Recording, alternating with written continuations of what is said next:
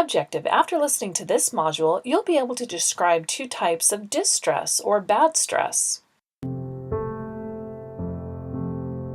Types of distress. Imagine being a rabbit that's just been spotted by a fox whose eyes say breakfast. The rabbit will experience stress, which is good because it will be the only hope the rabbit has. With the surge of fight or flight hormones suddenly coursing through his veins, the rabbit takes off. The fox, in a similar physiological state, in hot pursuit. This is acute stress. In that rush of energy, the rabbit's fate is decided. If the rabbit escapes, he probably has a good rest and then the episode is closed. He won't dream about foxes for a week or join a Fox Haters Anonymous group. He just goes on being a rabbit. And anyway, if he dwells on yesterday's fox, he's going to miss today's fox, and he may not be nearly so lucky again. Now imagine some artificial laboratory. The rabbit is on a treadmill just a whisker away from a fox on another treadmill, all arranged so that the fox can't reach the rabbit and the rabbit can't get away either. The result? Chronic stress. So eustress is good or healthy stress, and distress is bad or unhealthy stress. As was illustrated by the fox and the rabbit analogy,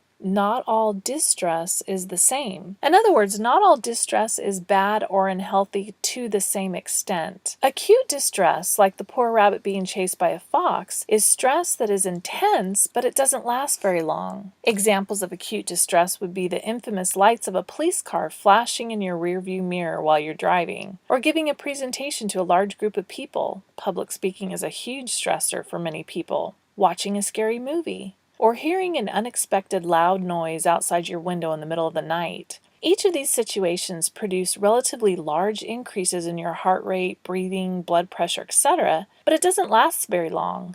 You get the speeding ticket, and yes, you're bummed about it, but it's over pretty quickly. You feel like you're going to have a heart attack or that you can't breathe during your presentation, but in a few minutes, it's over. Your muscles tighten and you hold your breath during the super scary scene from the movie, but the scene only lasts a few seconds to a couple of minutes. It feels like your heart jumps into your throat right after you hear the loud bang outside your window, but then you realize your cat knocked over the garbage or whatever. Chronic distress is not as intense, but it lingers for prolonged periods of time. Think of the rabbit continually running away from the fox on the treadmill. An example of chronic distress would be having a heavy load in one quarter or semester while working full-time, being in a bad relationship, living with chronic pain or illness, being in debt and not knowing how you're going to pay your bills next month.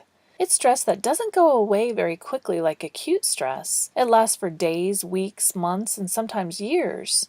So which is the most common type of stress, and also the most detrimental to our health, chronic or acute? Chronic distress. Even though acute stress is technically more intense, meaning it causes a greater increase in heart rate and blood pressure and so forth, chronic distress lasts longer and tends to be more detrimental to your health. Mankind has spent much of its long history living with episodes of acute stress, but modern life seems much closer to chronic stress. It's just one long traffic jam. The traffic jam syndrome can apply to school, jobs, marriage, bills, and so on. Chronic distress, even if you feel you've gotten used to it, can have long-term consequences on your body and your mind. Key points. There are two types of distress, chronic and acute. Chronic is not as intense but lingers for prolonged periods of time, and acute is more intense but doesn't last very long. And that's it.